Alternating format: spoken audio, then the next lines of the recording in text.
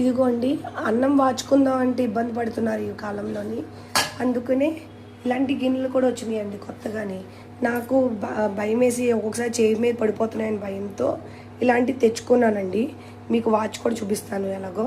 ఇదిగోండి, అన్నం అయితే అయిపోయింది చూడండి. అయ్యో దానికి ఈ విధంగా ఇచ్చాడండి. కొత్తగా వంట చేయటం నేర్చుకున్న వాళ్ళకైతే బాగా యూజ్ఫుల్ అవుతుందండి. ఇదిగోండి ఇది రెండేపులో మీకు క్లిప్లు ఇచ్చాడండి పడకుండా. ఇదిగోండి దాన్ని ఇలా ఉంచేయటమేండి, ఇంకా మసిపోటు లేకపోయినా. ఇదిగోండి పట్టుకోక్క లేకుండా అలా పెట్టేయటమేండి. మీరు గ్లాస్ కూడా ఏది పెట్టక్కర్లేదండి, పడదండి. అదిగోండి క్లిప్ పెట్టారు కదండి, ఇటొక క్లిప్ అటొక క్లిప్, ఈజీగా అయిపోయి ఏమేమి టెక్నాలజీలు వచ్చేస్తున్నాయో ఉండే. ఇదిగోండి వంటకి మీకు రైస్ పడిపోతుంది, పక్కన మసిపోతుంది. ఇలా పట్టుకుని ఖాళీ ఇదిగో ఈ రెండు క్లిప్పులు ఉన్నాయి కదండి, ఈ క్లిప్ నుంచి దాన్ని సేవ్ అండి. ఇలాంటి బౌల్ వల్ల ఎంత యూజ్ అంటేనండి, పక్కన కూడా కాలవ్వండి. మీరు గ్లాస్ కూడా పెట్టుకోకర్లేదు. రైస్ కూడా పక్కన ఒలిగిపోద్దని భయపడతారు చాలామంది. రైస్ కూడా ఒలగదు, బాగుంటుంది. మసిగుడ్డు కూడా పెట్టుకోకర్లేదు. చాలా బాగుంటుందండి ఇది.